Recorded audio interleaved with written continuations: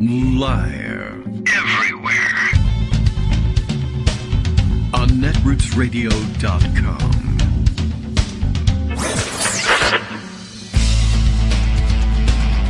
David Waldman. Kagro. In the morning. Now, here's David Waldman. Hey, good morning, everybody. How you doing? It is Thursday, April 21st, 2022. 2122, yeah, okay. Very cool. It's cool to have numbers be the same. I don't know, that always catches my ear, I guess, when I read it out in the morning. Well, let's see. It's our time together once again. A little discombobulated today as I woke up this morning and realized that 10 or 12 of the things that I ordinarily do before turning in for the night, pardon me, so that everything can run smoothly in the morning, had just not been done. I guess I just spaced out and turned in and said forget it, and that included putting up a post for the morning call to the call to radio prayer, I suppose. Every morning we'll make it religious for you, and usually in the morning we put one up over at Daily Coast and schedule it for the morning, and I just skipped it and went to bed. Apparently I'd had enough. It was a long day yesterday, right into after the show into the post-production, and it got strung out by a number of things I got interrupted for working in real life. And then my president duties took me into the evening, and basically it was like all the radio stuff, and then right into kids come home from, well, one comes home from school, and time to make him drill for the upcoming AP tests, and we watched some of the College Board preparatory videos, and that jumped straight into quick grab something to eat, then go have the board meeting, and then into the evening duties, and just there was just nonstop. So right to bed, I guess, afterwards, and forgot. So hopefully, at this point, I don't know how many people depend on that morning post to find the show. Probably not that many. Everybody who's listening live has got the stream programmed in somewhere. And in all likelihood, if we're going to pull you off of Daily Coast and onto the radio at 9 a.m. Eastern each morning, you've probably found your way here already. And stumbling across my diary at 8:45 probably isn't going to do it. I should give that up. But it's a tradition now. And I'm stuck with it for that reason. OCD is the reason I'm stuck with it. Okay, plenty to catch up on today. Lots of new quality reporting about how terrible the former guy was and everyone who was around him. So that's of some interest.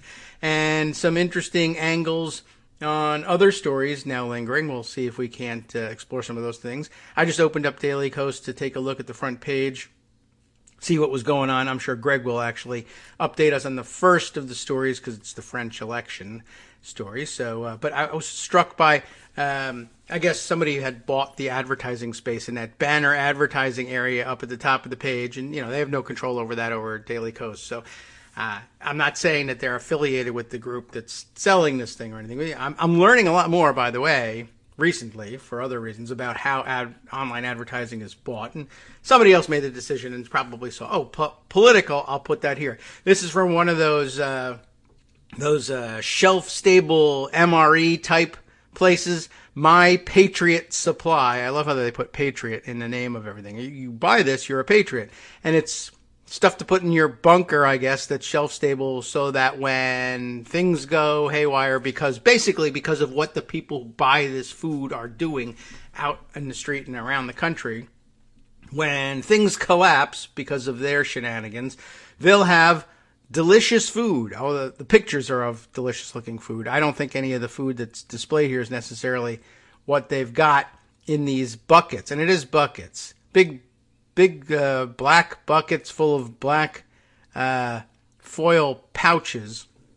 Anyway, and they're displaying 2 delicious cans of butter powder and chicken-flavored noodle soup. I could go for the chicken-flavored noodle soup, but butter powder, I mean, if you need butter, fine. Anyway, the point is, I was struck by their tagline, My Patriot Supply, trusted self-reliance, which is the kind of thing that will motivate, I think, people to buy those things. It struck me as funny.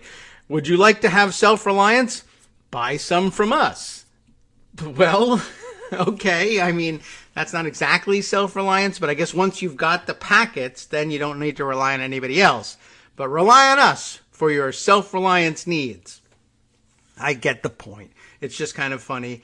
And I hope all that stuff is poisonous and they all drop dead when they eat it after causing us to fall into civil war and all sorts of chaos. Well, anyway, maybe not. I don't know. Maybe they're nice people who are patriots who are stocking up on butter powder. It could be true.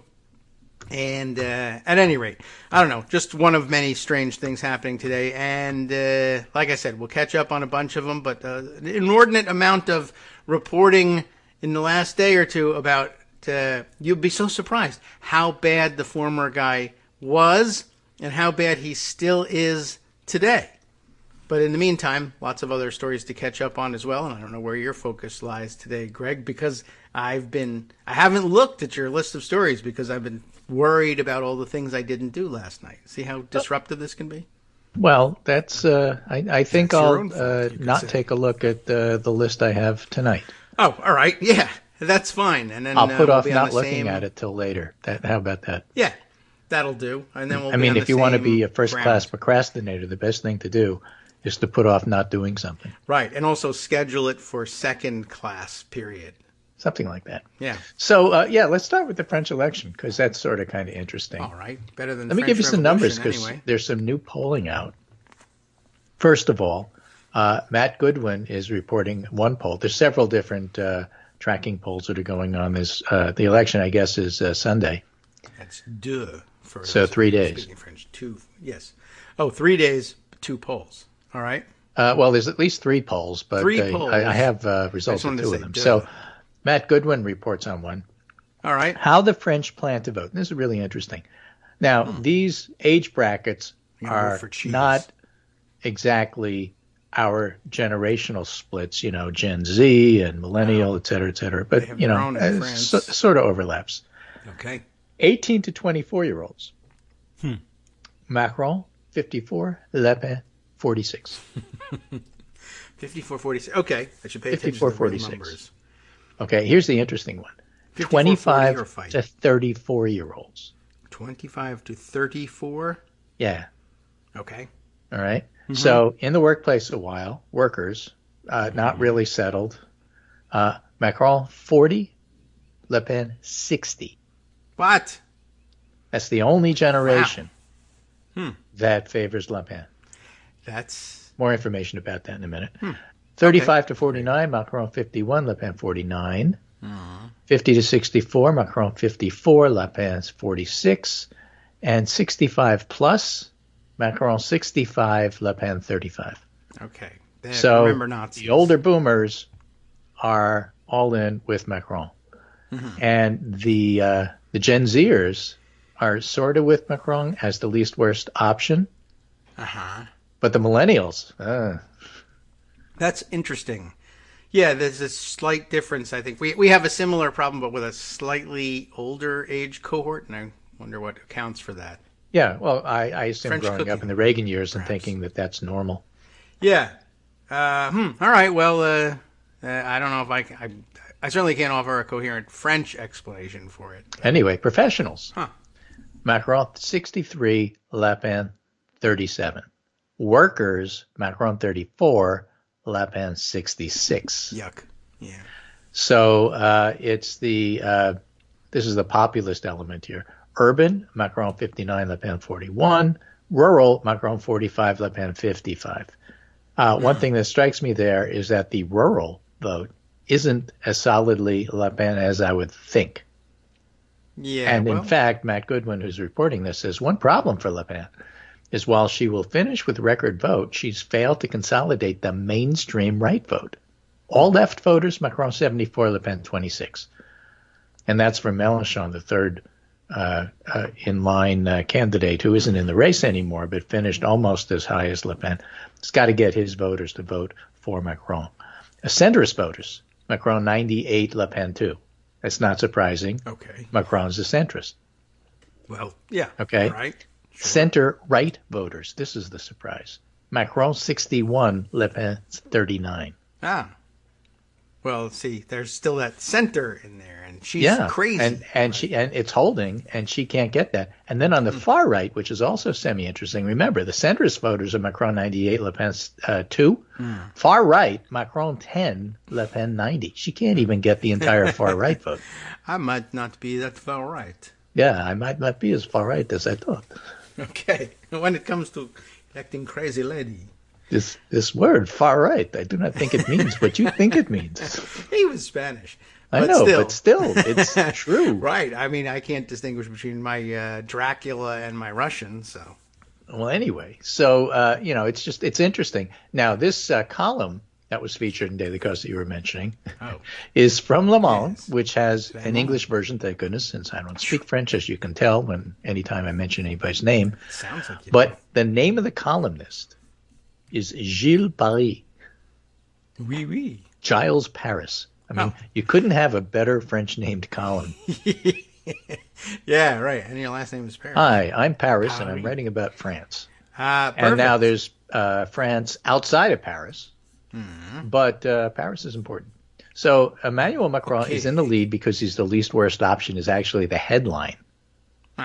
The current president could scrape his way to a victory in the presidential election simply because many voters dislike him less than they do Marine Le Pen. Columnist Gilles Paris explains the results of the latest election poll just days before the second round. And in fact, in this particular poll, the lead is growing again. It's now 12 points. It was as narrow as 8 just a few days ago. So that's good for Macron. Yes. As far as that goes. And again, the thing is, Macron winning is status quo. He's not great, but Le Pen would be a disaster. And so avoiding disaster is something to be said about that. But that's not the same thing as giving you a reason to vote for somebody. This is absolutely a reason to vote against somebody. Showing you can win if that's what you're doing, but you're never going to be in as big a lead if you can't get somebody to vote for you. And that's the left's problem, workers' problem. They don't see Macron as being other than a representative of the elite. It's just that the alternative is such a disaster that they can't vote for her.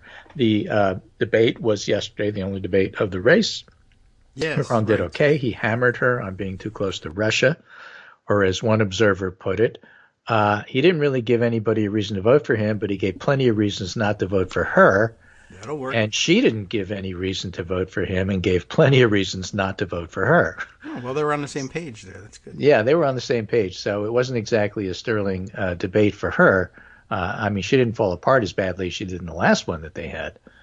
But it's voters think that France's place in the European Union would be weakened if she were to be elected by 64%. They also believe she does not have enough capable people around her to run the country, 64%. She's too close to Putin, 61%. Yeah. And a large majority of respondents, 57%, believe the situation in France will worsen if she becomes president, compared to 48% who say that if Macron's reelected. They've seen what we did. And the far-right candidate also worries voters much more than her opponent, 57 to 49. So she's a terrible candidate, probably won't win. It won't be a resounding election victory, but avoiding defeat in this particular case, I'll take it. Yes. Boom. So that's what's going on in France. Over in the Ukraine, over in the Ukraine war, Russian forces have not achieved any major breakthroughs, says the Institute for the Study of War. It's a U.S. think tank closely associated with Defense Department thinking. Russian forces has not achieved any major breakthroughs, nor have they demonstrated any new capability to conduct multiple successful simultaneous advances. That's really the key part here. Are they? We talked about this yesterday on the show. What about their leadership? Can they now coordinate? Can they do command control and coordinate naval, air, and land forces all at the same time? And their conclusion so far is they haven't demonstrated that, which is a thing. Now, remember, this new offensive has been going on for several days now. You may recall back at the beginning of the week, the offensive has started. It started Monday. And here we are 48, and the next 48 hours, we'll see what's going on. 48 hours later, they're really not making any progress. No major breakthroughs. All right. I mean, Now, good. What they have done is they've announced, and this is kind of interesting, that they will not assault the big factory area, which is to hold that area in Mariupol. All right. What they will do is they'll siege them, which is what they've been doing all along.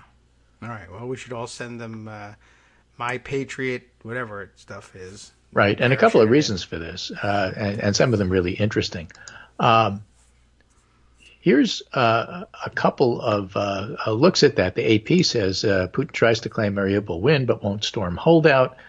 And Financial Times, Putin claims liberation of Mariupol despite fighters still holding out at the steelworks.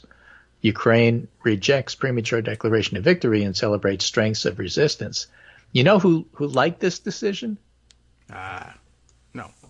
Igor Girkin, remember the pickle-named guy right. who was the loudmouth who was all in on Crimea and still is posting and isn't always posting positive things to say about how the Russians are doing or about the Russians at all. Mm-hmm. Okay, and we're going to go over that. But he basically said about this decision not to storm the factory in Mariupol where the holdouts are.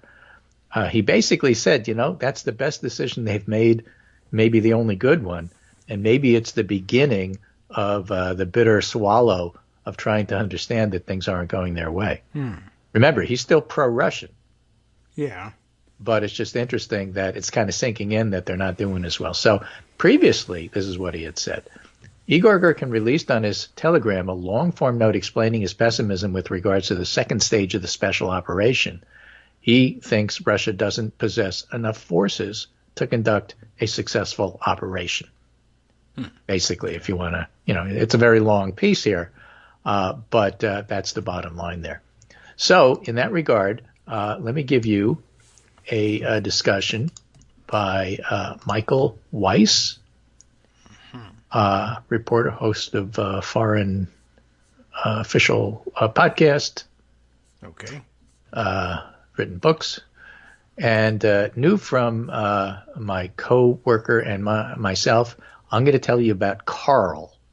Carl's in scare quotes. Oh. It's a pseudonym. Okay. An Estonian defense specialist who offers his insights into Russia's eastern offensive. By the way, I think it was Latvia this morning that said, this is officially, from our point of view, we just took a vote, and it's genocide. Oh, well, all right. The Latvians have made the call. Right. Our Estonian defense specialist offers his insights into Russia's eastern offensive. The offensive started at the weekend.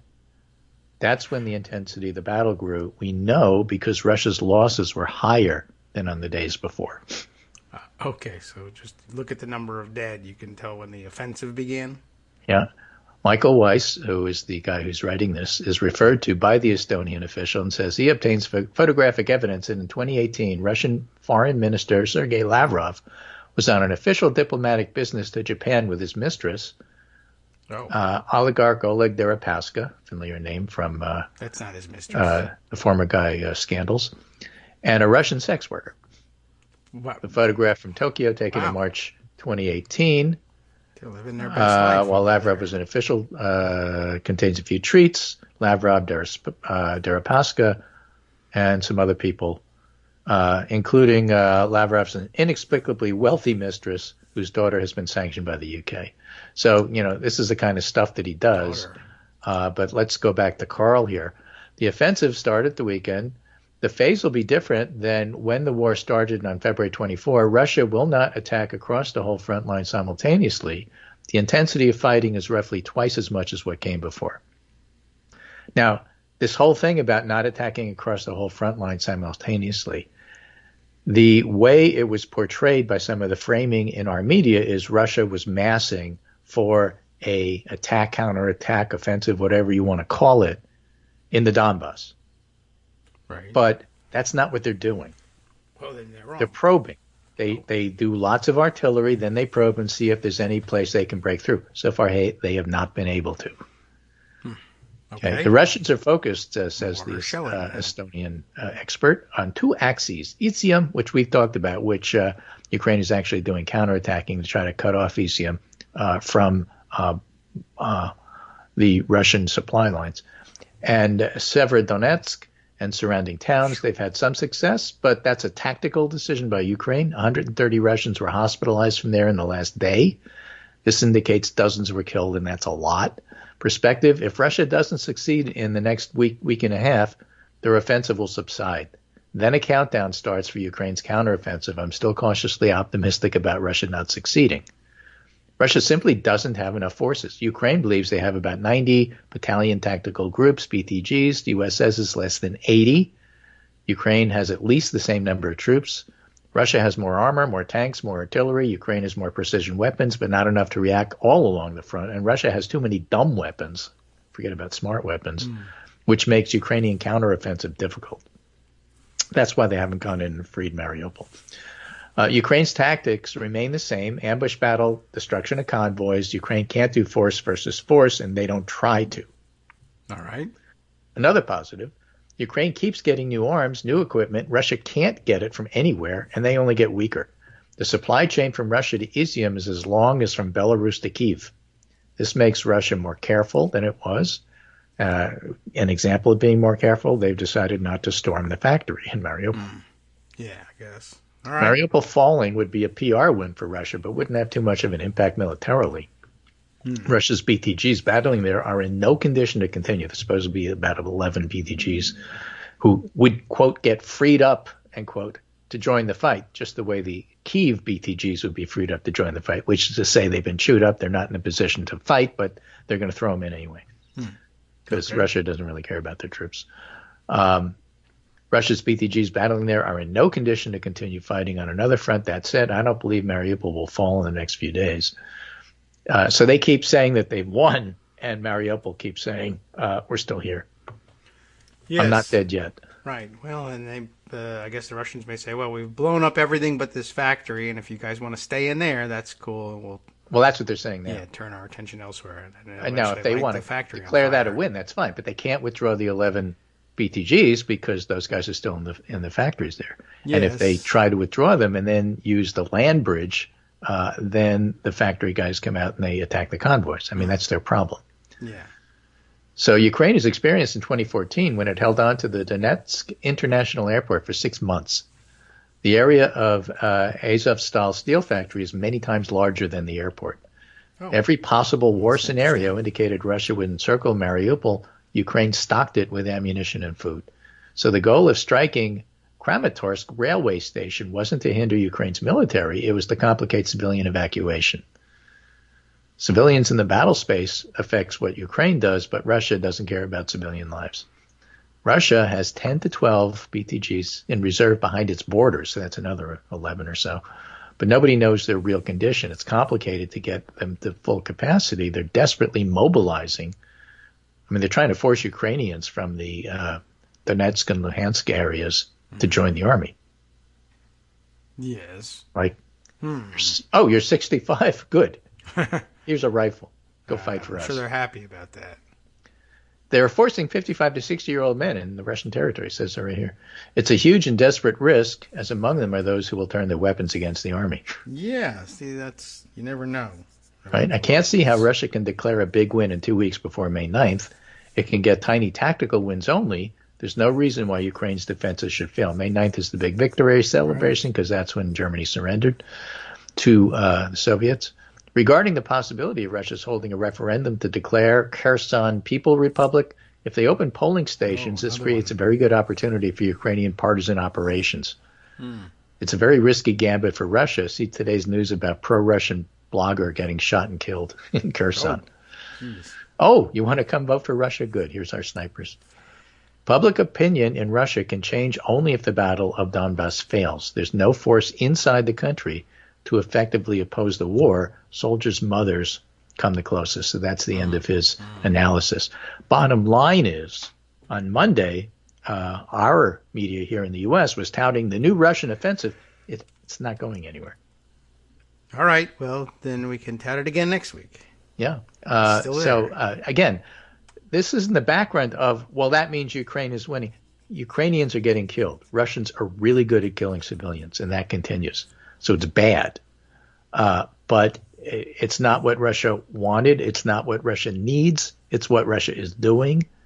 And, it's the military experts are still saying, Ukrainians are doing fine in regard to the battle. And Ukrainians are going to win the logistics war. All right.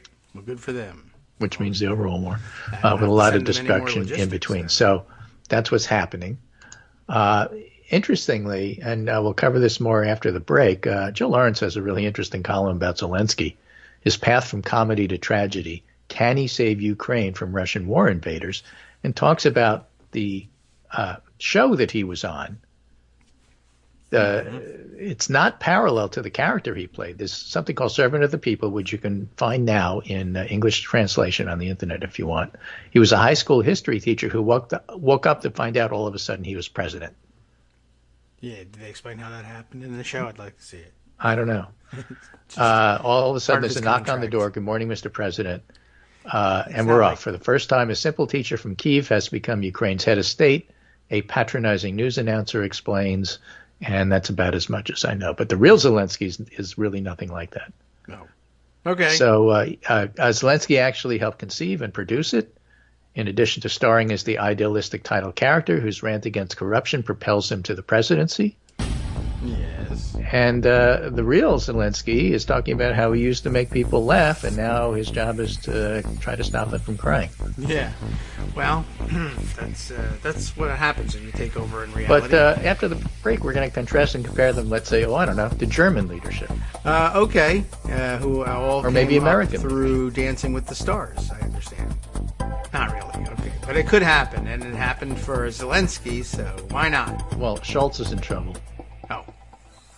Hi, everybody. It's me, David. Let's change things up from the old fundraising pitch for just a minute and talk instead about how you can be a part of our show. If you've got a smartphone or any other electronic recording device, why not sit down and record a segment for us? Read us an important article and give us your take. Read one of your own original essays, or even just give us your commentary on something you'd like to share that's important to you. Then send the file to me at kagrox@gmail.com, and I'll try and work it into the show. Short segments, a few minutes in length, are easiest to fit in. And of course, I can't always guarantee that I'll be able to play everything, but if you've ever shouted at your radio or TV about something you wish was being covered, here's your chance to change that. Make the show your own. Send your submissions to me at kagrox@gmail.com.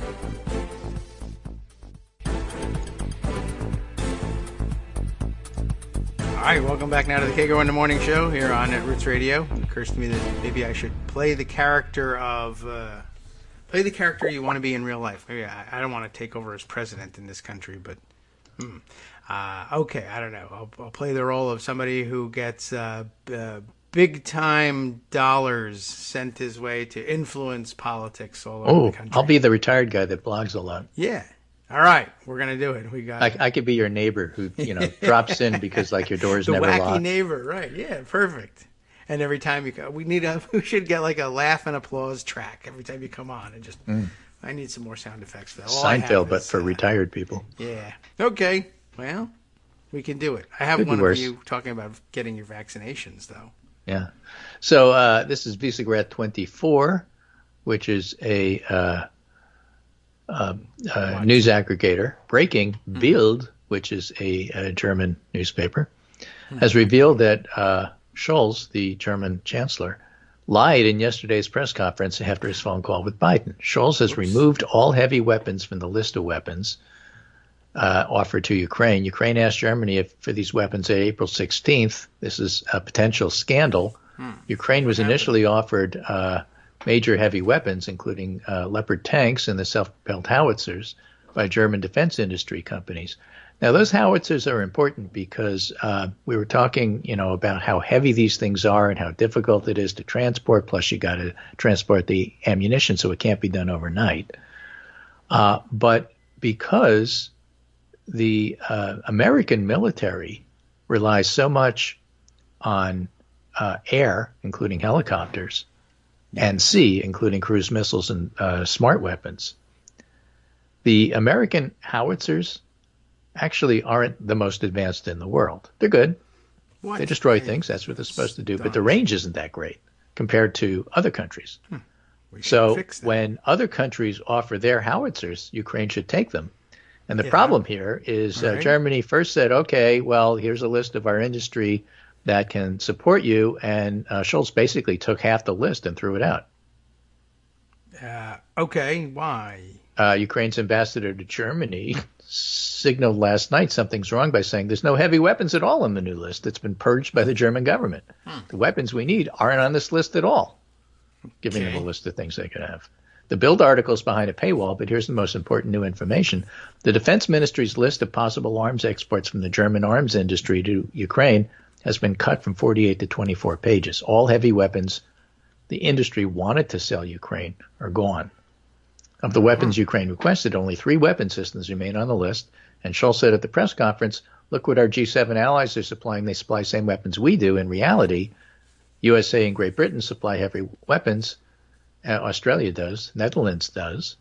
And Scholz claimed at the press conference that the list had been agreed to with the Ukrainians, but it turns out the government hadn't even bothered to respond to 2 letters sent by Ukraine in the days ahead of the conference. So it's much recommended, they say, for anybody wanting to follow Germany's Ukraine woes to get a subscription to Bild and read it. I'm not doing that, but I'm just telling you what this says. So this is all relatively new over the last 12, 24 hours. So we'll see what comes of that.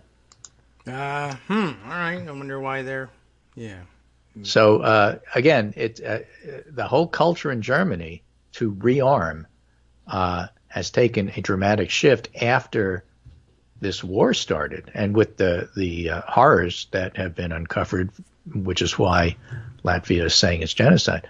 But it's not that easy to change.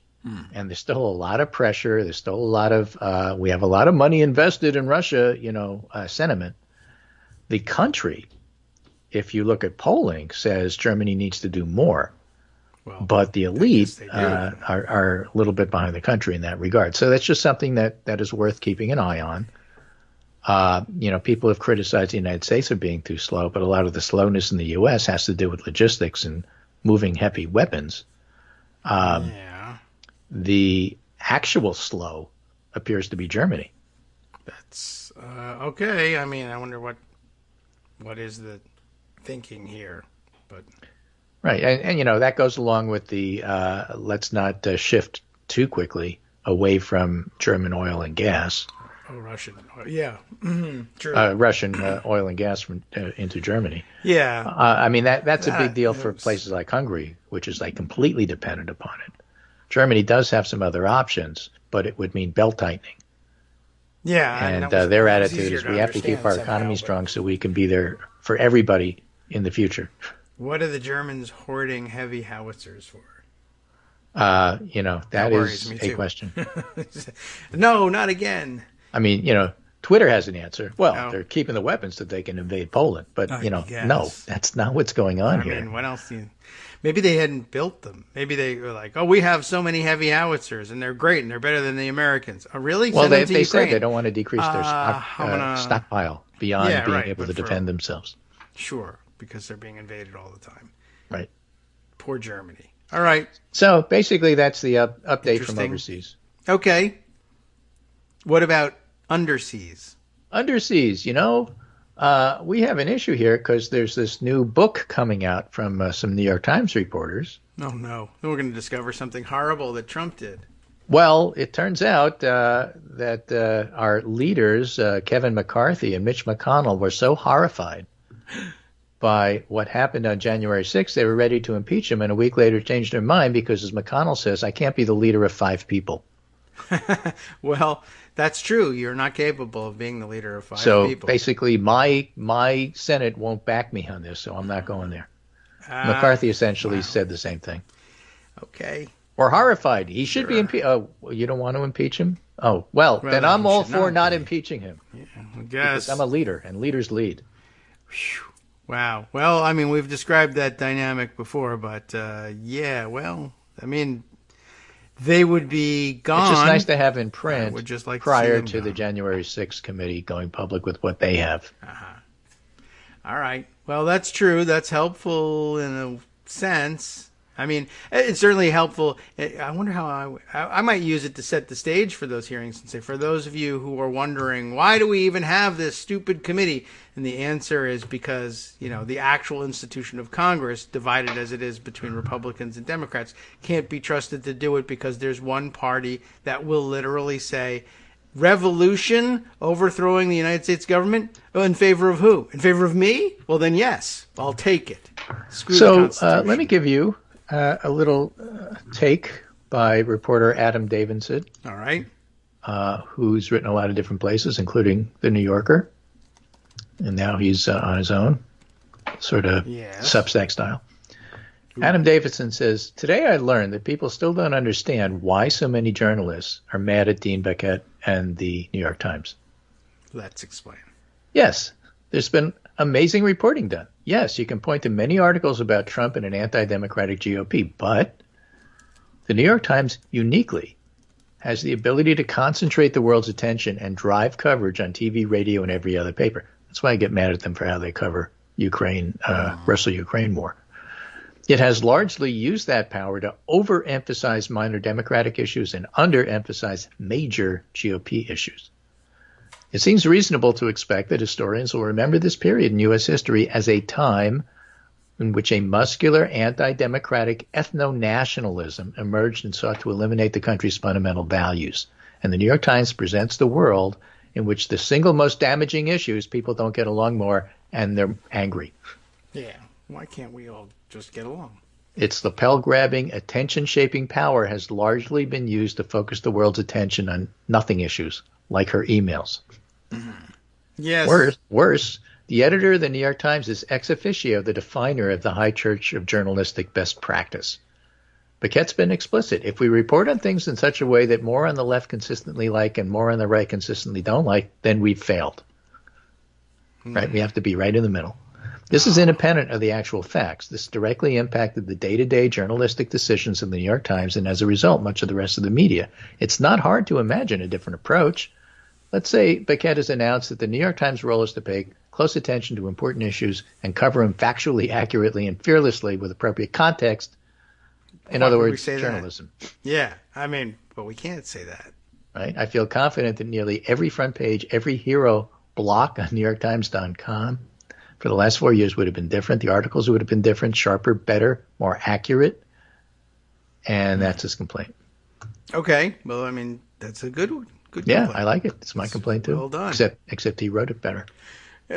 Yes. Well, platforming and all that. Yeah. Well, professional I writer. gave you this. Okay. This is your platform. You get to use it. Well, I get to speak it. Okay. Very good. So today's story from the New York Times. I've had it with this guy. GOP leaders privately blasted Trump after January 6th. Privately. And the quote here is, after January 6th attack, McCarthy and McConnell told associates they believe President Trump was responsible for inciting the deadly riot and vowed to drive him from politics. And within weeks, both men backed off. That's basically the story. Vowed to drive him from politics. Yeah. And the thing is, let's bring they him had back. the opportunity. Yes. He was clearly at his weakest at that point. Yes. And he would have been out of the way. way. The cowards refused to act. I always wondered about whether or not there was a moment when Ted Cruz and Josh Hawley and the others who were thinking of the presidency thought, this is a way to get him out of the way forever. But obviously, if I vote no, then all his fans will resent me. But how many years is it going to be before I'm genuinely in a position to run seriously for the presidency? Or will I have to wait for that sentiment to die down and then run in a couple of years after that? And both of them were young enough to do that, and I can't believe they didn't take the opportunity. But, they didn't because they're terrible people. Wow.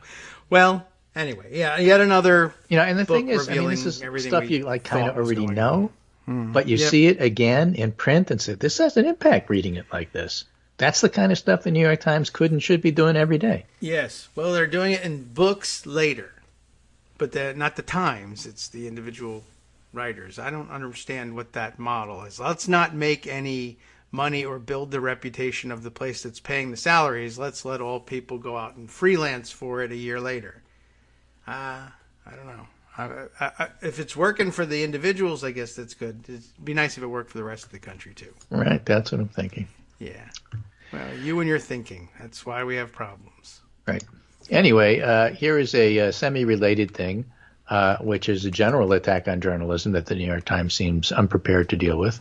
All right. And this is Alex Perrine's newsletter, and it's in regard to libs of TikTok, which I think is something that you have or we're going to cover. Yeah, and then I got caught up in how bad other things were. But yes, generally. So libs of TikTok is an account that likes to identify individual, powerless, ordinary citizen, LGBTQ people and alert their presence to the rest of the right-wing mobs so that they can be doxxed and harassed. Yes, essentially. That is essentially it.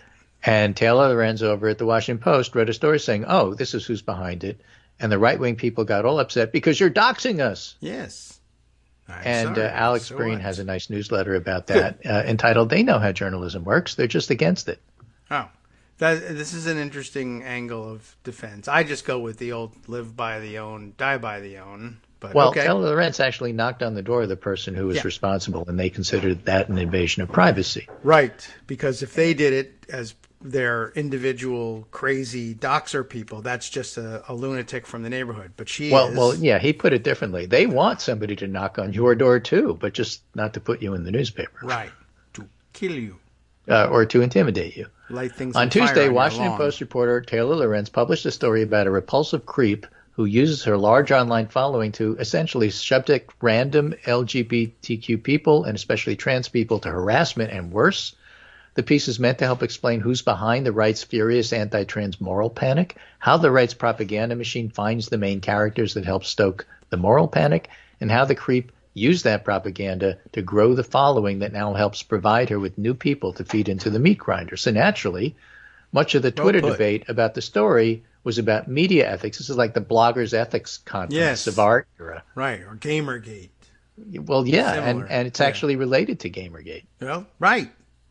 Which I'll get to in a different article. Oh, well, it remains a sadly common belief among many journalists that regular people have misconceptions about journalism and the news gathering process that can be cleared up with greater transparency and better media literary education. But most people have essentially no opinion on the news gathering process. I imagine they think of journalists, when they think of journalists at all, as the people yelling questions at mayors. Yes.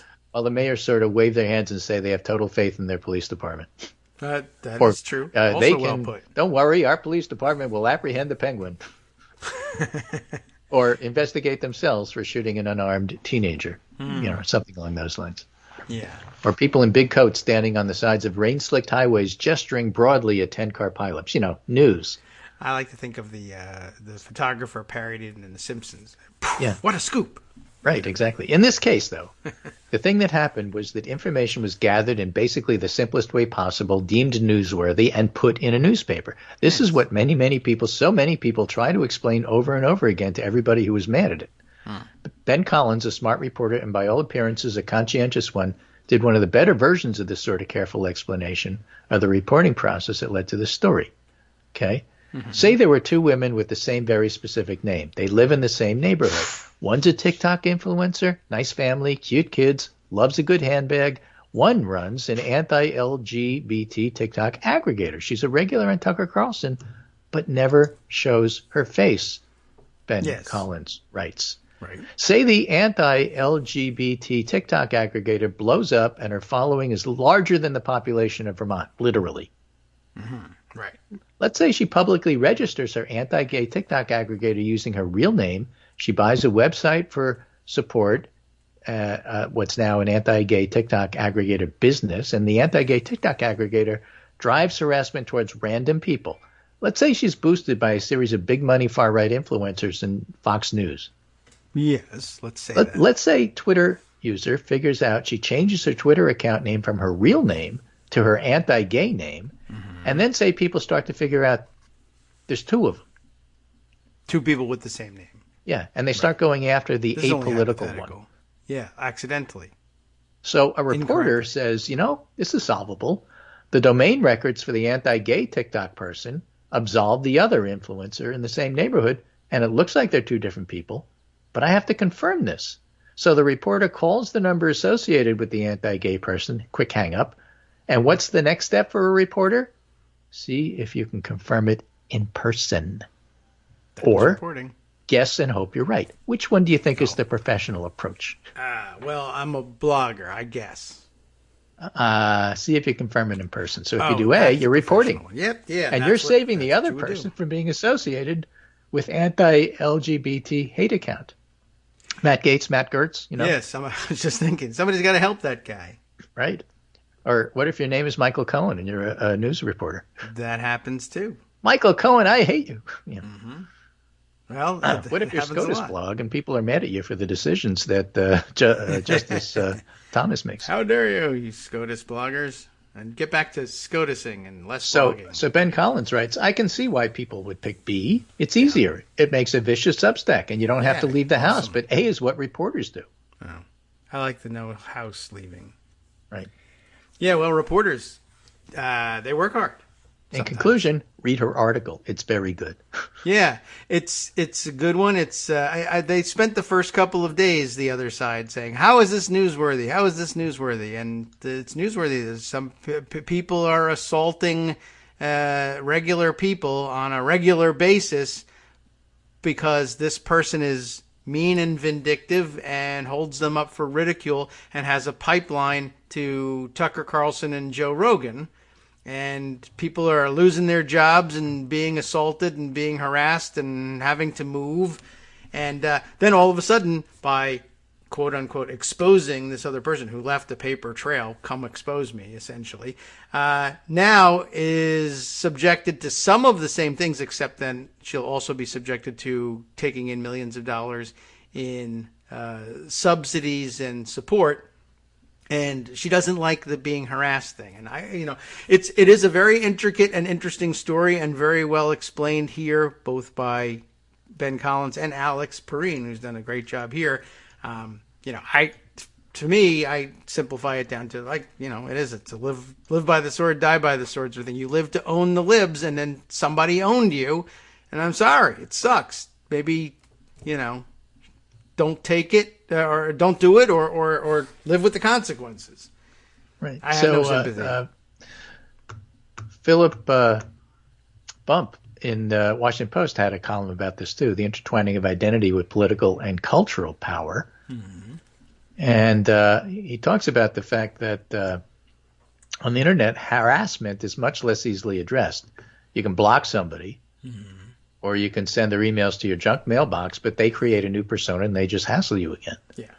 And they could leverage the scale of interaction against you, rallying others to similarly bother you, which is what this account was doing.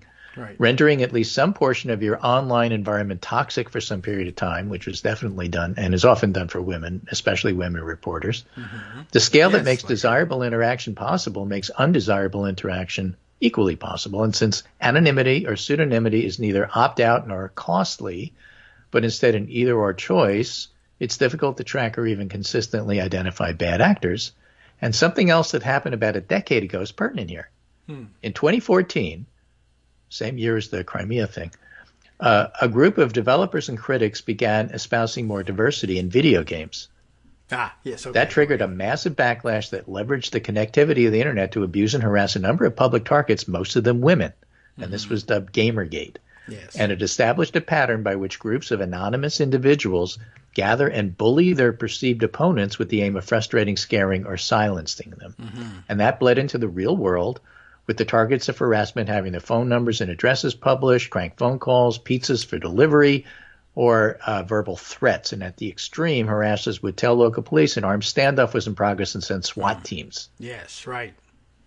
Right? At its heart, Gamergate was about exercising power, as is so much abuse. Critics and developers hoping to change the industry ran into amorphous, anonymous opposition laced with misogyny and racism.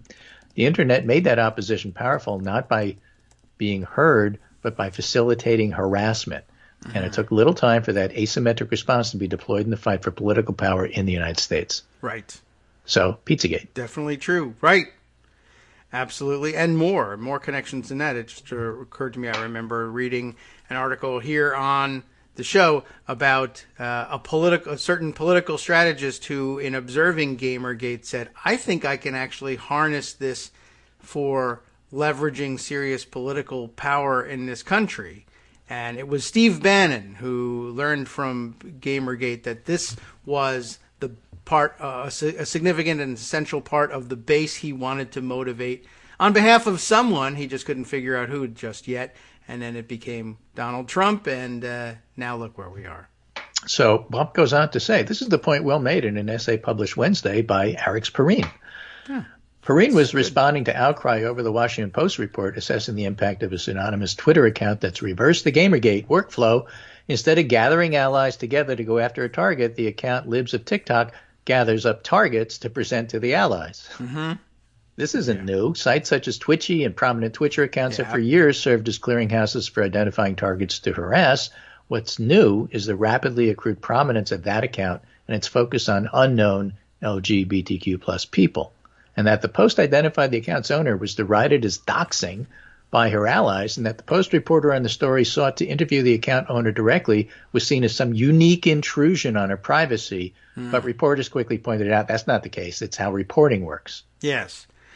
But that wasn't the issue being raised, Perrine says. These people on this ascendant right don't have different ideas about the role and function of journalism. They don't just believe journalists are biased liberals, and they don't just believe media is too hostile to conservatives, he wrote.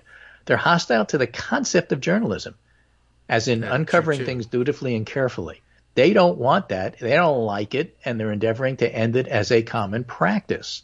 Just like Republicans don't like democracy, and they don't like everybody voting, and they're trying to end it as a practice.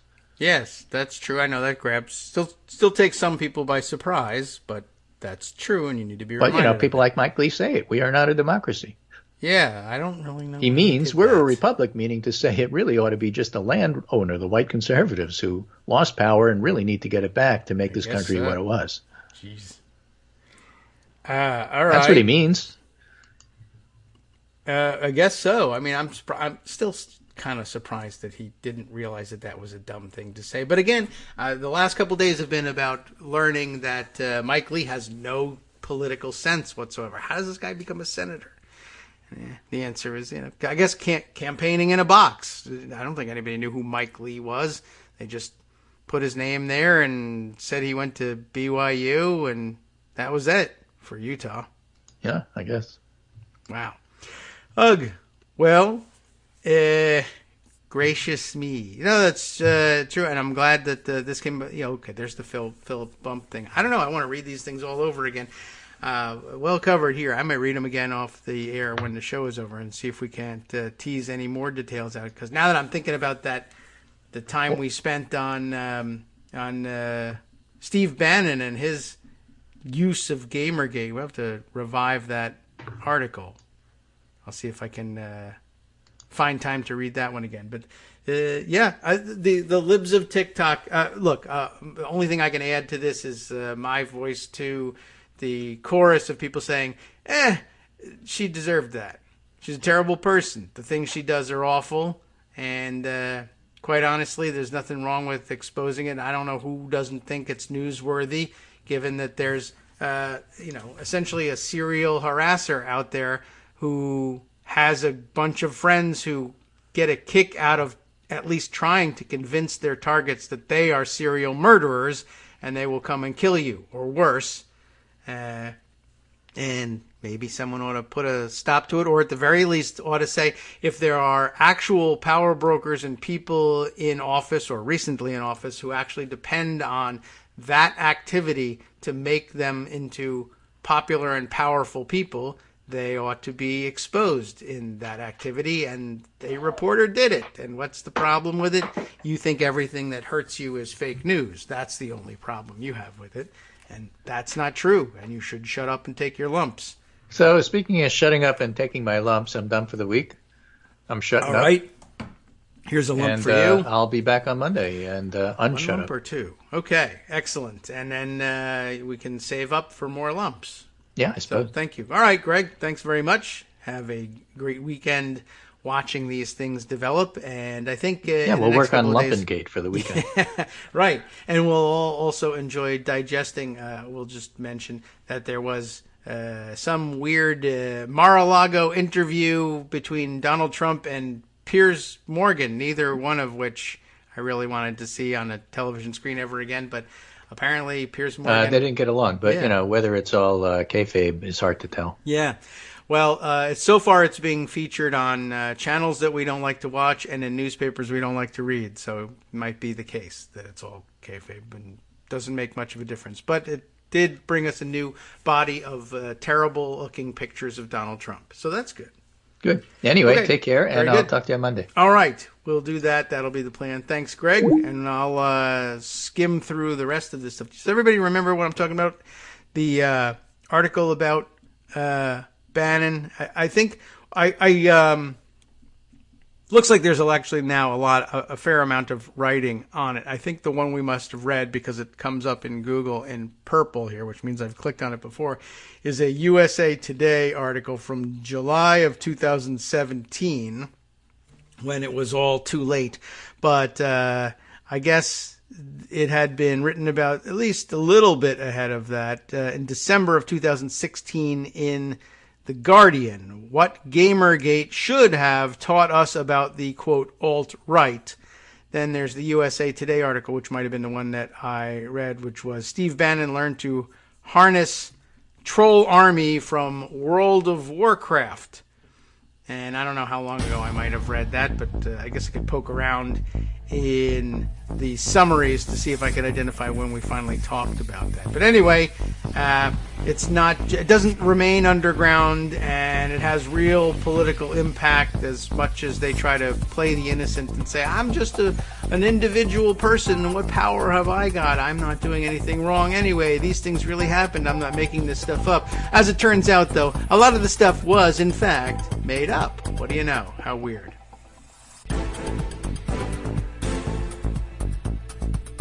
All right, welcome back now to the Kagro in the Morning Show here on Networks Radio. Let's see. I don't remember anything else that I wanted to talk about, so that's it for the show for today. Anyway, I put aside the two articles about Steve Bannon and Gamergate. I can't really justify turning around and reading those aloud again right now when there's so many other things that we need to spend some time on. But I will provide them to Scott, and you can all read them tonight or over the weekend or whatever. I need to turn my attention to a few other items, including we might end up doing a closer read of some of the articles that Greg mentioned, just so we could take them apart and look at the components and criticize them just a little bit more. But I don't know. There's so many other things that we should touch on. Let's just run through a couple of things here. One, as I mentioned, Donald Trump interviewed by Piers Morgan, who everybody kind of hates both of them. As a matter of fact, I haven't done the background for this joke, but maybe you already have the background for this joke. But if I tell the joke and you don't have the background, then I go and explain the background. That's worse. I don't know. It doesn't matter. Jimmy Kimmel, because he's a professional guy at making jokes, to no one's surprise, has made a joke that is funny. It is about Donald Trump and his terrible appearance in this interview. The interview, I don't know who, Piers Morgan did it on, well, I guess I'll open the terrible newspaper that we don't like to talk about, is the New York Post.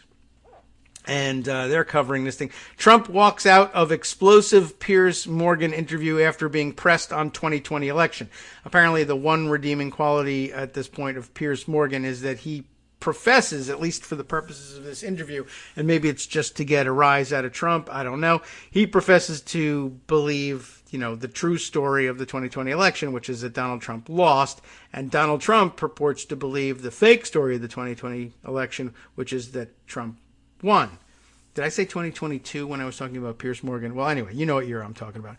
Are there frames from this thing that tell me what network Piers Morgan is working on here? Was it for Fox? Is that how he got the interview? Because they end up fighting, and, saying Piers Morgan Uncensored is the name of the program. Where is that thing airing? Does anybody know? I literally do not pay attention to that. Piers Morgan Uncensored.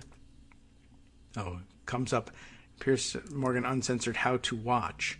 So maybe I should be looking at that. TV show, but it doesn't tell me like where it airs. I mean, I guess I'll do that how to watch thing. Yeah, I guess Fox, right? It looks like it comes up with some Fox News hits. So I don't know. I have no idea like who airs his show. So, okay, that's going to be pretty interesting. And maybe that's how he got the interview. And I don't know whether Trump thought Piers Morgan was going to give him a softball interview or because it was Fox, it was going to be favorable. The New York Post, who's reporting, should, almost never be trusted for anything. So specifically, I call out Callie Patterson here. I have no idea what kind of reporter she is, but she works for a terrible newspaper, so maybe that will tell you. Anyway, story here is Trump walks out of this interview, reported this way. Former President, if you can believe it, former President Donald Trump blasted Piers Morgan as, quote, very, very dishonest while walking out of an interview with the TV presenter and Post columnist, he's both, after being pressed on his claims that he lost the 2020 presidential election due to voter fraud. Of course, it is Trump's claim that he won the 2020 presidential election, not lost it, and that the reason that other people think that he lost it is voter fraud.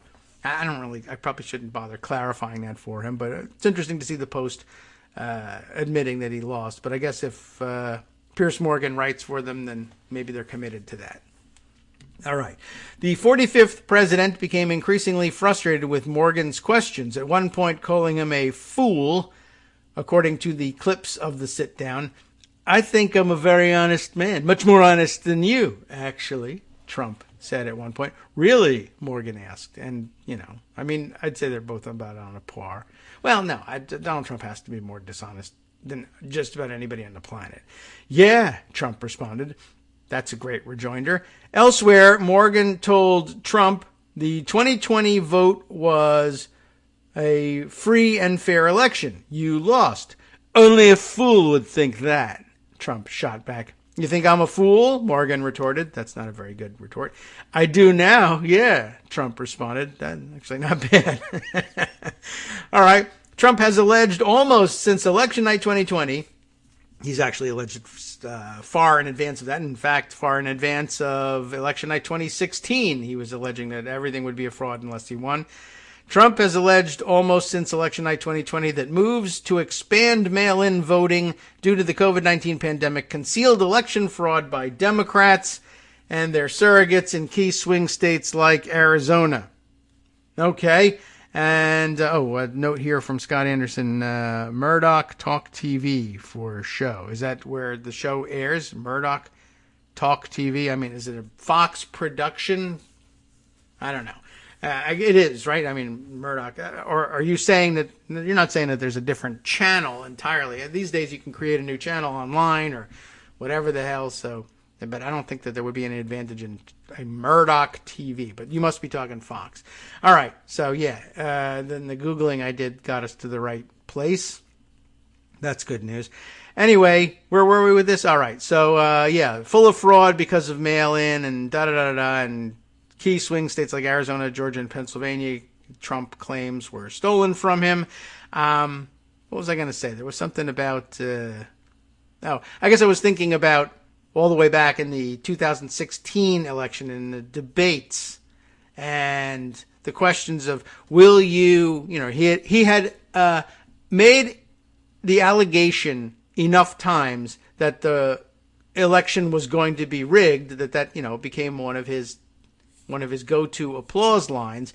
And it was serious enough that he was asked by the journalists, and I think in one of the debates, right, will you accept the outcome of the election if you lose? And he was, of course, the only one to say, I don't know, we'll see what happens. And so before he was ever elected president, he told us that his basic MO was going to be, if I lose, I'm going to say that the election was invalid. And lo and behold, 5 years, I guess, 4.5 years after that, he lost an election and did exactly that. And oh my goodness, and we'll find out, this is so horrible, such a terrible attack on democracy, that I'm astonished as a journalist, and I will tell everybody about this in my book next year. So, whatever. Anyway, back at the New York Post, Trump has alleged, all this nonsense. And then Morgan says, well, with respect, I don't know how his accent sounds, so I can't do his accent. With respect, you haven't produced the hard evidence, Morgan said of Trump's claims as the former president attempted to interject. They must have talked over each other. That's fun. And then Trump's response is, I don't think you're real. I don't think you're real. Like, birds aren't real. And now, I don't think the guy sitting across from me in a chair in the picture right below this, I don't think you're real. Oh, and look, by the way, whatever room this is taking place in, I guess at Mar-A-Lago somewhere, the room that they have chosen for the interview has got the infamous gold-framed portrait of Trump in the tennis sweater, one knee up, and the swagger pose. That portrait is actually in the background over visible over Trump's head to the side in this photo. It's quite astonishing. Anyway, I don't think you're real, the former president said to Morgan, later turning to the production crew and calling his interviewer very dishonest. I'm going to play to the crew. He's so dishonest. How could you work for this guy? The preview clip ended with Trump getting out of his seat and ordering production to, quote, turn the camera off. Man, woman, camera, TV off. Very dishonest, he added while walking away. Describing the appearance in a Thursday column for the Post, Morgan revealed he also told the former president that he blamed Trump's refusal to admit defeat for the deadly January 6th, 2021 Capitol riot. Then you're a fool and you haven't studied, Trump responded, according to Morgan.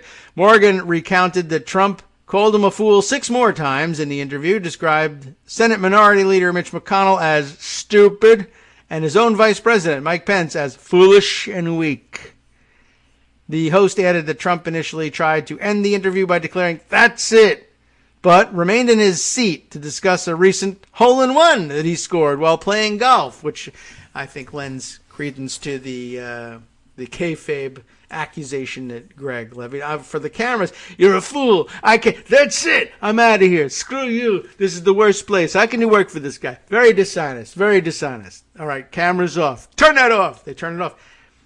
All right, well, and then it probably just turned friendly. That's some great footage, Donald. Thank you very much. I appreciate your coming.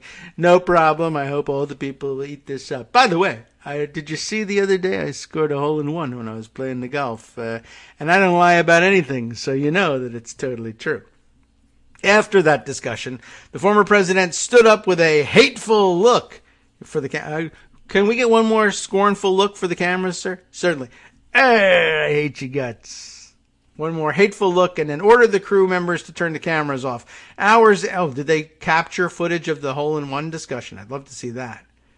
Hours after the original promo videos were shared on social media, Trump released his own audio of the last 7 minutes of the interview, refuting that he walked off, as the edited videos appeared to show. Instead, the two men can be heard thanking each other and laughing at the end of the interview. That was a great interview, Morgan is heard saying. So, yeah, this might be a whole load of bull. Yeah, Trump says, thank you very much. I really appreciate it. Morgan adds before Trump says, turn the camera off. I want to tell you about somebody who I grabbed. The spokesperson, Trump spokesman Taylor Budowich. Is he back? I thought he was working elsewhere. Anyway, he told NBC News that at that point, the former president was already out of the chair. Trump attacked Morgan in a statement saying he attempted to unlawfully and deceptively edit his long and tedious interview with me. All interviews with you are tedious, sir. Tears streaming down my face. He wanted to make it look like I walked out of the interview, and everybody knows he can barely walk, when my time limit of 20 minutes went over by an hour. The good news is that the interview was taped by us as a means of keeping him honest, Trump continued. He admitted to calling Morgan a fool for believing the 2020 presidential election results before reiterating his claims of massive fraud.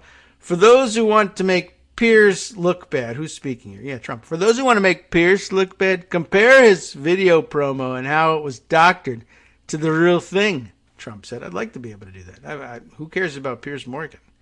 All right. Hopefully they will now be doing some big changes to their final product.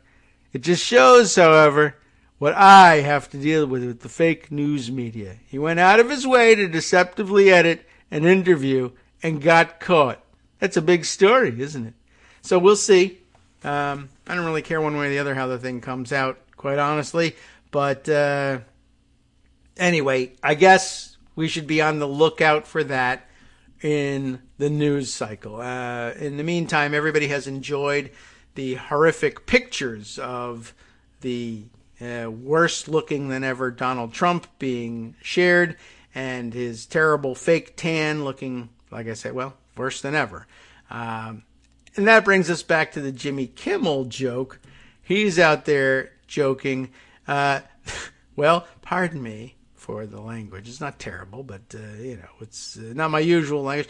They found the tanned ball sack Tucker Carlson was talking about, and it's a picture of a close-up of Donald Trump from this interview, looking terrible with his fake tan. And I assume that by now you've seen this thing. I haven't discussed it on the air, only because, what in the world? How I didn't see the thing. I just see people talking about it. I don't know what's going on. Tucker Carlson has, I think, possibly some sort of new reporting special, perhaps, of something. I don't think he did a segment on his regular show.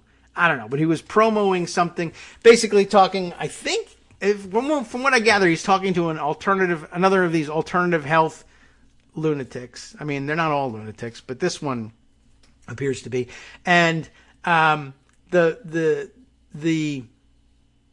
catch, the hook of this guy's thing and Tucker Carlson's angle on it is that America is in some terrible crisis because he believes, I don't know whether there's anything to back this up, but he's now in the business of saying American men are experiencing a crash in their testosterone levels because reasons, possibly socialisms. Something in the Constitution said that all the testosterone runs out in 2015 or whatever it is. I don't know, but they're, part of their spiel, along with the everybody's a groomer and all news I don't like is fake, and all the mail-in ballots, even though I mail my ballot in, are also fraud, and whatever else. That we're having a crisis of manhood in America, and whatever happened to the good old days when somebody would put up pictures of LGBTQ people, like on the Libs of TikTok thing, and everybody would just go beat that gay, lesbian, bisexual, transsexual, transgender, non-gendered, whatever it is, person, beat them up for being weird and different or unpopular or unprotected or whatever it is.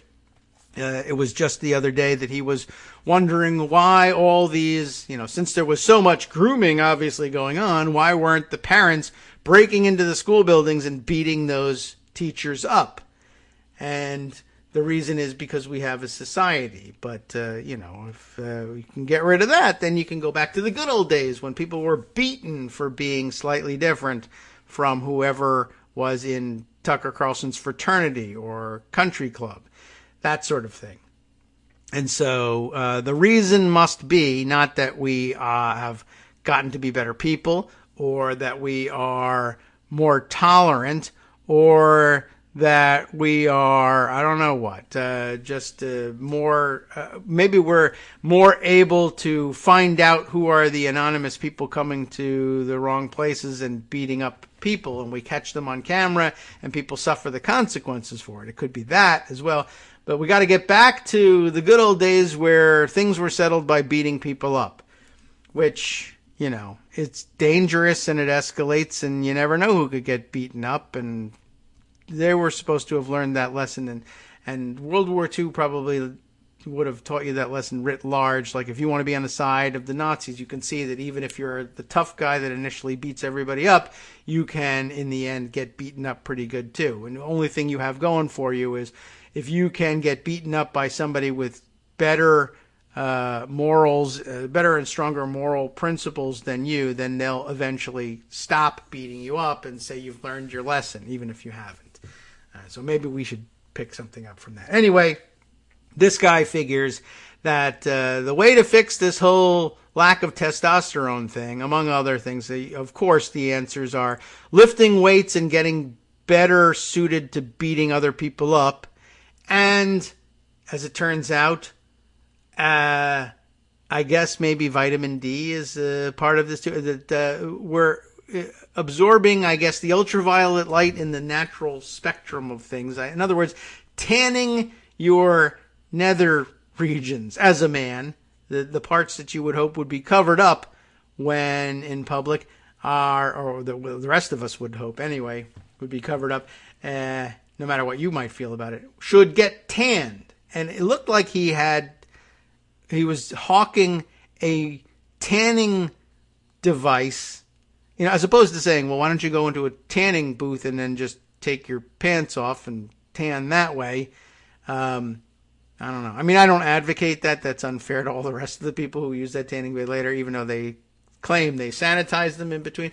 But I mean, that's one way of taking care of it. But another way of taking care of it is giving this guy a bunch of money so that you can have what appeared from the clip in the video to be a standing device that you could stand over to straddle essentially and then expose your male genitalia to ultraviolet light and tan it and everything surrounding it. And I don't know how healthy that is, so I wouldn't advocate it. And also, build a fence around your backyard and go in the sun if you want. It's up to you. But at any rate, I don't know. I wonder how much one of those things costs, just out of curiosity. How much are people investing in tanning? Well, anyway, there you go. Jimmy Kimmel found the tanned ballsack Tucker Carlson is talking about, and that's what it looks like when you take a look at what's going on. When you take a look at what's going on in this interview, you'll see what I mean. Okay, this is more time than needed to be dedicated to that. It was just a joke, and Jimmy Kimmel made it, and it was funny, and he used about 10 words for it, and I killed it over the course of 20 minutes. All right, there's more, other things. Alex Jones is back in the news. He's in legal trouble still. Same legal trouble, basically, and he keeps refusing to comply with everything. I believe I saw him the other day, and we didn't get to this story. I think he's defying courts again, continuing to insist that he doesn't have to show up for depositions or turn over documents even when he's been ordered to do so. He thinks, I guess, eventually nothing will come of it if he just continues to say, I don't care what courts say. And, to date, he's been right. They should have thrown him in jail already. And we just don't do that in this country. Not very often, unless you are an ally of Bill Clinton's in the Whitewater investigations. Then we do it. At any rate, he's in trouble, and maybe this is what maybe he thinks he's going to get out of it by doing this. The New York Times reports in the persons of Alan Feuer, Adam Goldman, and Katie Benner, that Alex Jones has reached out to the Justice Department about a January 6th interview. The effort by the Trump ally to get an immunity deal is the latest sign of progress in the investigation, which recently brought on a well-regarded prosecutor. So there could be something to it. He may or may not have real things to say, but and it may or may not be connected to his other legal woes, but it looks to me like he might be trying to escape this way. And my guess is, in his mind, he says, what I'll do is I'll get an immunity deal, and then I'll go and I'll give them a bunch of stuff that sounds like what they want to hear but is actually bull, and they'll never find out until it's too late, and I'll skate on this whole thing, and they'll never be able to hold me to account. And I'll just tell my friends, I gave them garbage, and then you can go in there and with real evidence you can destroy what I said, and it's going to make me look like a liar. That's true. But I don't care so long as you and I both escape prosecution. And I think as long as they don't have me in custody, I can abscond and get away with this whole thing. That's what I'm guessing. But here's the real news. The federal investigation into efforts to overturn the 2020 election appears to be gaining traction. That's nice. With the Justice Department, not the committee, this is in the DOJ side, having brought in a well-regarded new prosecutor to help run the inquiry and a high-profile witness seeking a deal to provide information. Alex Jones is that high-profile witness, the host of the conspiracy-driven media outlet InfoWars and a key player in the pro-Trump Stop the Steal movement, is in discussions with the Justice Department about an agreement to detail his role in the rally near the White House last January 6th that preceded the attack on the Capitol. Through his lawyer, Jones said he had given the government a formal letter conveying his desire to speak to federal prosecutors about January 6th. The lawyer, Norm Pattis, maintained that Jones had not engaged in any criminal wrongdoing that day when, chanting slogans about 1776, he helped lead a crowd of Trump supporters in a march to the Capitol as violence was erupting. As a condition of being interviewed by federal investigators, Jones, who's known for his rants about the deep state and its supposed control over national affairs, has requested immunity from prosecution. He distrusts the government, Mr. Pattis said. While convincing federal prosecutors to grant him immunity could be an uphill climb for Jones, his discussions with the Justice Department suggest that the investigation into the post-election period could be gathering momentum. 2 weeks ago, another prominent Stop the Steal organizer, Ali Alexander, a close associate of Jones, revealed that he had received a subpoena from a federal grand jury that's seeking information on a broad swath of people, rally planners, members of Congress, and others close to former President Donald J. Trump, connected to the political events that took place in the run-up to January 6th. Alexander, who marched with Jones to the Capitol that day, has said he intends to comply with the subpoena. We'll see. I mean, that's what you say until later, and then you defy it and raise money off it. Several months ago, the department quietly took another significant step, adding Thomas Windom, W-I-N-D-O-M, not H-A-M, but a career federal prosecutor from Maryland to help in the expanded January 6th investigation. According to three people familiar with the matter, Mr. Windom has been working with officials from the National Security and Criminal Divisions at the Justice Department to determine whether and how to investigate potential criminal activity related to the attack, other than what took place during the assault. Expanding. His work complements two teams led by prosecutors in the Washington U.S. Attorney's Office. That is, one focused on charging people for participating in the riot, and one focused on more complicated conspiracy cases stemming from it, such as the seditious conspiracy case that was brought against Stuart Rhodes, the leader of the Oath Keepers.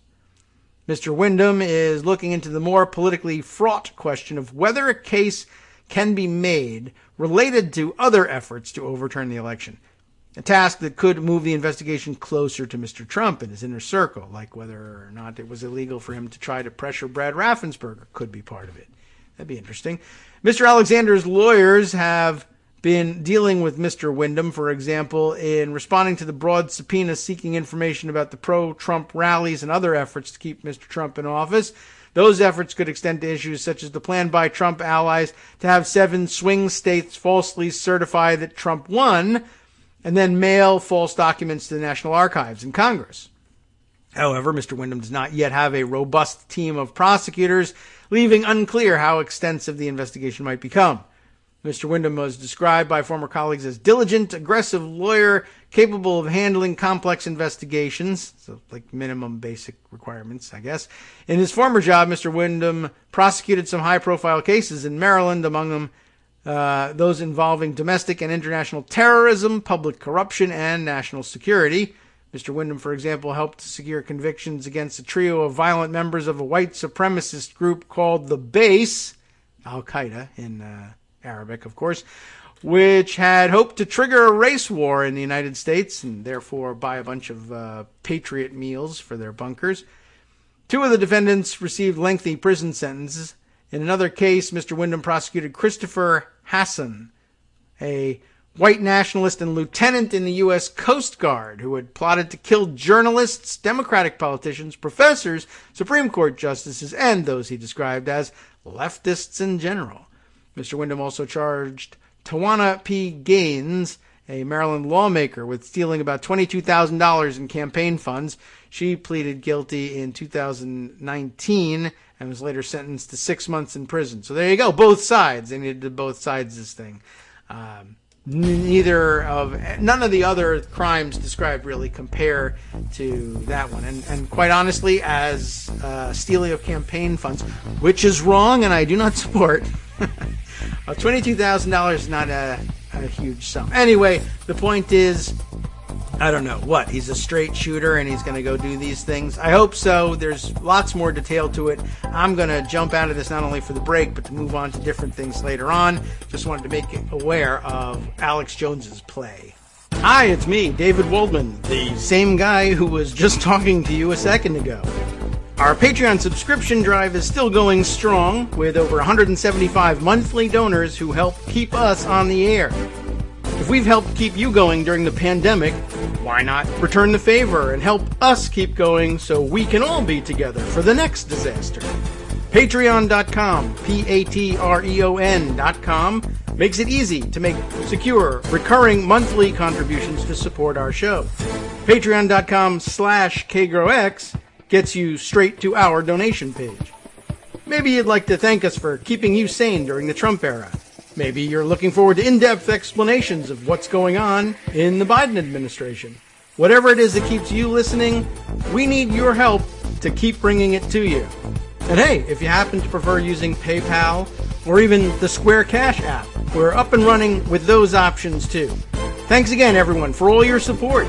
We literally could not do this without you.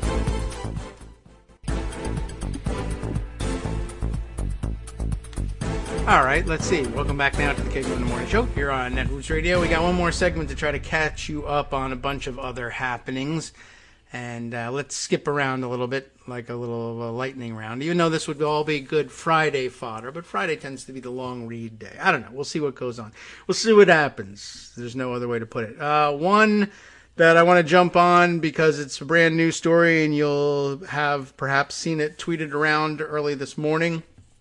And I guess still developing in terms of just exactly how solid a story it is. And I mean, the reporting appears to be solid, but because it's solid, they're just starting to put these pieces together. It may turn out to be something real. It might not, but there's some information of interest. I happened to see it this morning, retweeted into my timeline from a Judy Stern Levine, who, I don't know. Let's see. I'm just sort of trying to check out the profile here, and it doesn't tell me a great deal.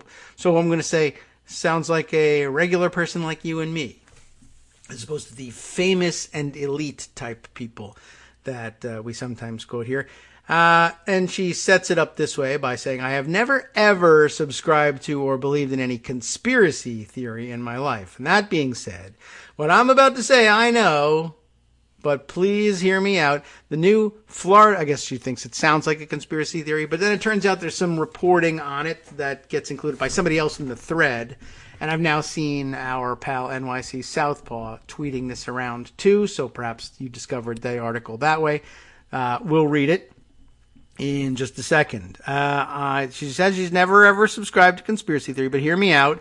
The new Florida law, HB 7, which forbids CRT from being taught in math classes from K through 12 here in Florida, has resulted in, and I think that, I don't know, I'm not that up to speed on everything that's happening here, but it's starting to become a mishmash. I don't know whether it's multiple bills that are doing this, and there's the CRT, and there's the Don't Say Gay, and I think it's the same one. And as an outgrowth of this, I know very recently down in Florida, they've been campaigning about getting these horrible, horrible textbooks out of circulation. They're combing through the books in use in schools and saying this one's out because CRT, and that one's out because Don't Say Gay, and that one's out for a number of other reasons.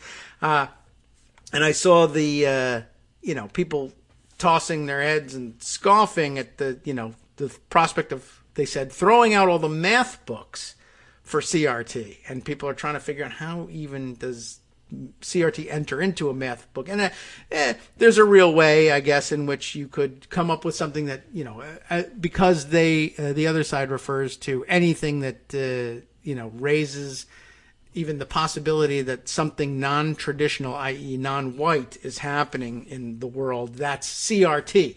So, kids have been clamoring forever. Probably one of the biggest demands parents and kids have ever made, as far as I'm aware, with regard to math classes, is how is this relevant? When you run into math that you can't do, you say, how is this relevant? I'm never going to use this. Why do I need to? Whatever it is, whether it's anything from add two numbers together to calculate the circumference of a circle to derivatives and quadratic equations and calculus. When am I ever going to use this if I want to do something that's typically thought of as not mathematical in life? Or how can we make this relevant to real life in some way? Sometimes that's the only way even basic arithmetic or algebra can be understood. You all saw big, right? Anyway, so sometimes it's the word problems, perhaps. And, when you're wording things and you want to get beyond what's going to happen when the trains leave at the same time from a certain station. And, of course, then you say, what's the point of that? The trains never leave on time. I'm never going to be able to calculate anything, right? So whatever it is. But you want to get beyond trains and which direction they're going.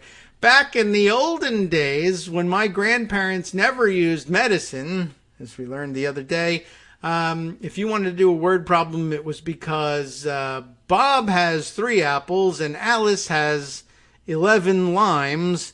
And what the hell's wrong with these two kids? Why aren't they? Where's their candy bars? Calculate, that sort of thing. That's not a real problem, obviously. But the point was that the kids should be named Bob and Alice. And then when people said, what if the kids had names that actually sounded like the names that the kids we teach today have got? Whether they are ethnic and therefore relatable to people from that ethnic group, or just we're not naming our kids Alice anymore and they're all who knows what, Dakota or whatever. That's probably 20 years out of date as well. But Khaleesi, I guess. Whatever it is, but whether it's ethnic focused or whatever they want it to be, inclusive for the sake of making math more relevant to kids, which is what parents were always saying. You got to listen to parents. So the parents said, make math more relevant. So they made math more relevant. Now the parents say, not that relevant to black people, relevant to me and my kids named Dakota and Madison. How dare you? So I guess that's what they're using to throw out textbooks. Anyway, the end result was Florida was bragging about how many textbooks they threw out and how many. They said, we reviewed textbooks from X number of publishers and only one, I think, passed muster. And that should have been a tip. And it was a tip to somebody, including Judy here and the writer of the article that I'll come to next. But Judy then goes on to say one publisher of textbooks in the whole country actually is now left as eligible to supply books to the state of Florida. It's Houston-based, that's Texas, so watch out, Accelerated Learning. Is that right? Because I think I've seen them referred to as Accelerate Learning, but maybe it's just a typo. Accelerated Learning. Out of all the publishers of textbooks in the country, they're the only ones now eligible, thanks to the new law, who can supply books, I guess, to Florida. And so she says, when I first heard this last night, my first thought was, who is this company and how is it that they're the only ones? That should be a major red flag, right? Well, this morning on the front page of the Palm Beach Post, it all seemed to fall into place. But then I don't think she supplies a link to the Palm Beach Post. But somebody else does, or provides another link to another paper. I don't think it was the Palm Beach Post that he ended up putting away. Anyway, she goes on to say,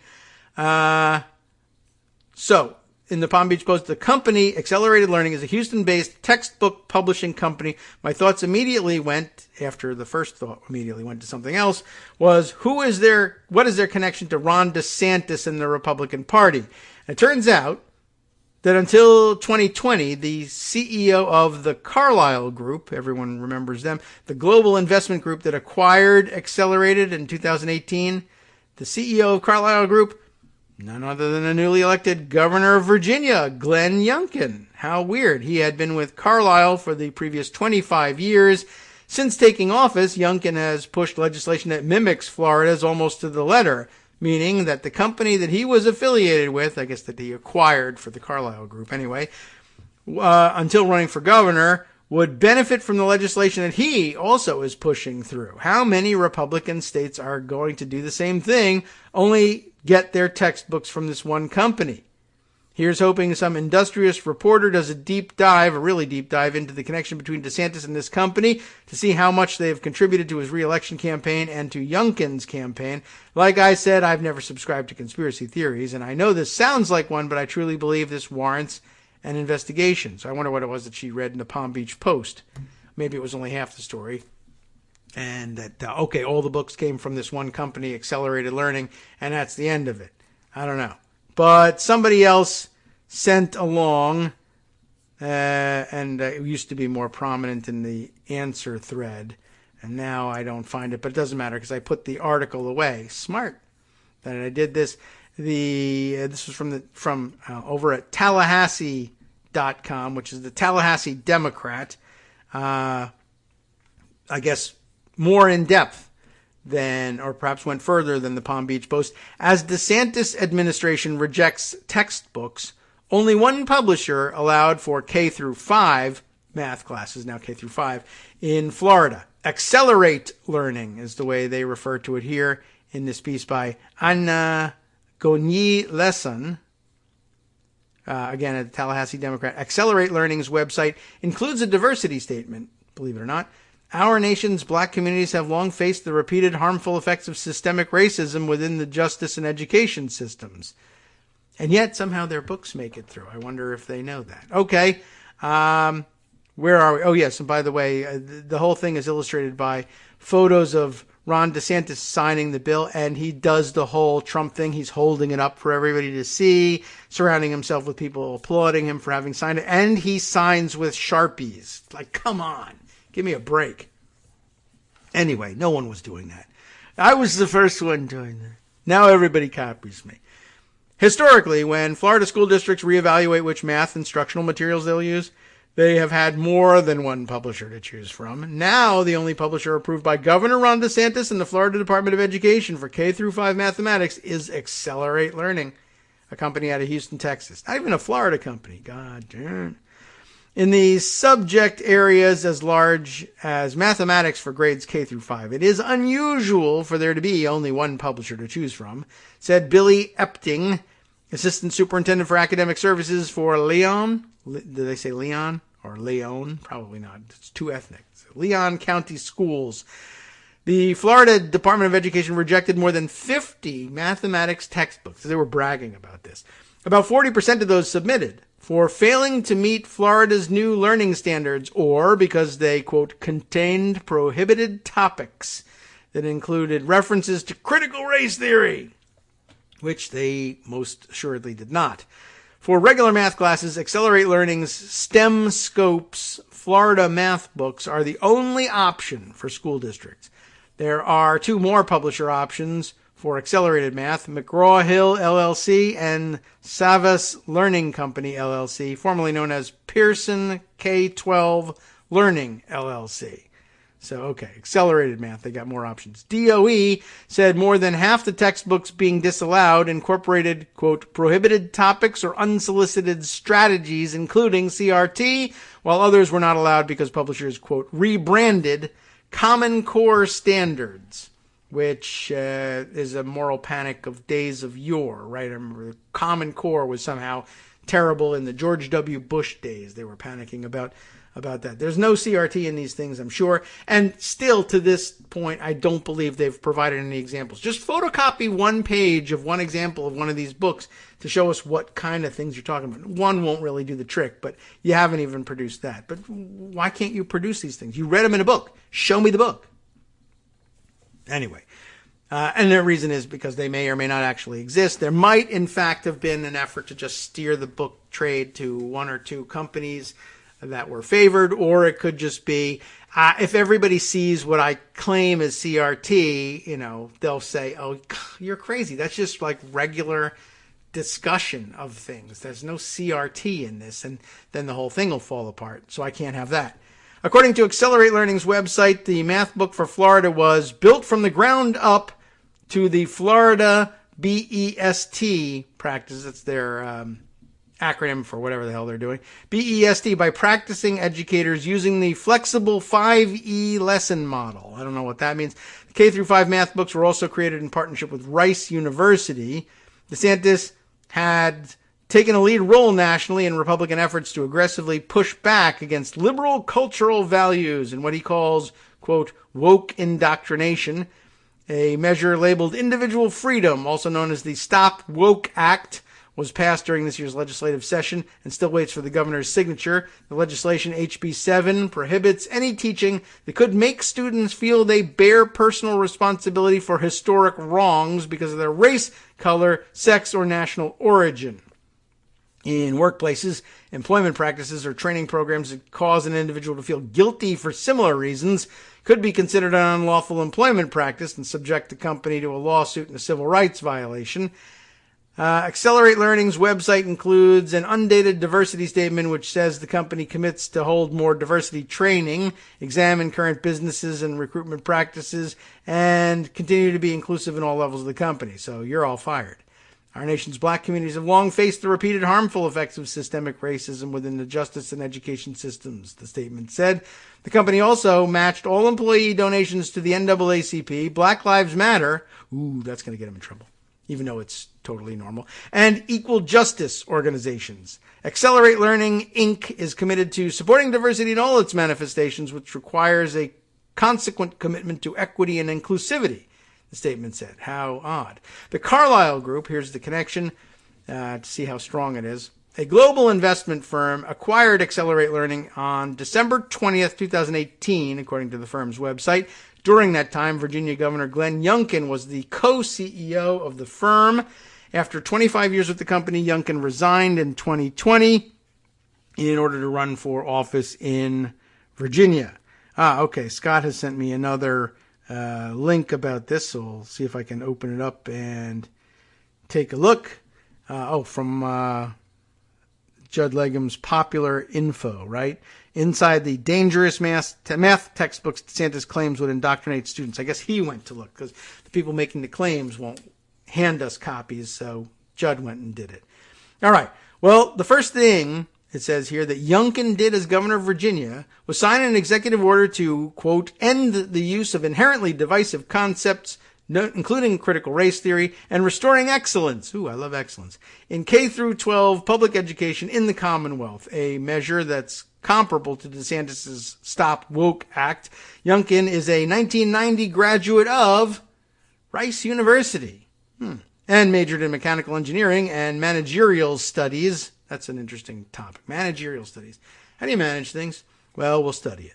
According to the university's student newspaper, the Rice Thresher, or I guess in their pronunciation, I guess they would say it was the Rice Thresher because they're Rice University. Anyway, so it may be that's how, it may be as simple as that's how Youngkin came to understand about the existence of Accelerate Learning, since it was a Rice University affiliated project of some kind. I don't know how they actually laid that out, but I guess the curriculum was developed at Rice University. Maybe he was aware of it, although I bet he wasn't paying any attention to it. Certainly as a mechanical engineering major, he was probably pretty busy. And but at any rate, he grows up, and as an adult, he grows up to become a fireman or a policeman. No, the co-CEO of Carlyle Group for some reason.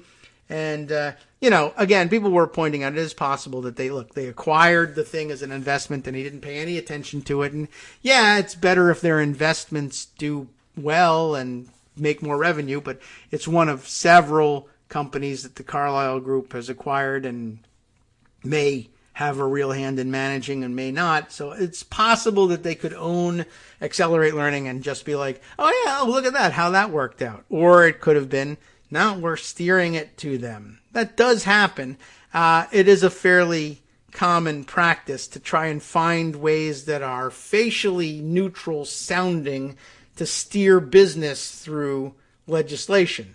I'm just saying that we want certain standards in this country, and you rile people up about the standards that you want, and then you define the standards in a way that instead of saying, from now on, we're going to buy all our books from Accelerate Learning, you just say, it can't have this, that, or the other thing, which I know that these books don't have, or they might have it because given the diversity statement that they've got, it might just be the case that all the same stuff that they say is garbage in everybody else's textbooks is okay in Accelerate Learnings. That would be a real interesting scandal. So let's just imagine that that's to come, because if you put it past Republicans, it probably will be happening sometime soon. Okay, what's the word on what Scott sent? Maybe the easiest thing to do is to take it off my phone and put it in Pocket, and we can grab it that way. But is that where I want to jump next? Well, let's see. There are a couple of other things that I thought I would like to get on the record, but I'm curious to see if Judd has put any of these examples in here. Judd has some co-writers on his byline for this one is Tesneem Zakaria and Rebecca Crosby. Join him in writing inside the, quote, dangerous math textbooks DeSantis claims would, quote, indoctrinate students. And do they have any screen grabs or anything? Nothing quite that simple. But apparently there are prohibited topics like telling kids to be nice to their classmates, which I think they helpfully point out versus not really indoctrination. This could be considered SEL, which focuses on social and emotional competence and social and emotional learning, I guess is that the L, and helping children develop emotional literacy when it comes to their feelings and other people's, but nothing in any of the rejected textbooks could be described in good faith as dangerous or indoctrination. One rejected textbook, I've skipped down a little bit here, Florida Reveal Math Grade 1, includes a series of questions under the heading, Math is, mindset. All right. These questions include, how can you show that you value the ideas of others? And what helps you understand your partner's ideas? Now, granted, those don't sound like math questions, but I don't know what the context of asking those questions is, but they also don't sound harmful. They actually sound like they might be perfectly fine.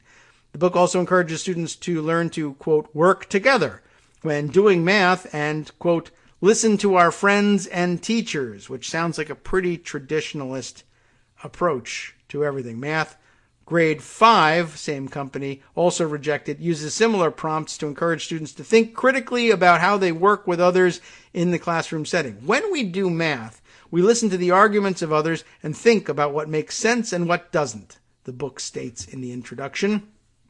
Other prompts encourage critical thinking and highlight relationship skills, such as, what can I learn from others thinking about the problem? And what can you do to help all classmates feel comfortable in math class?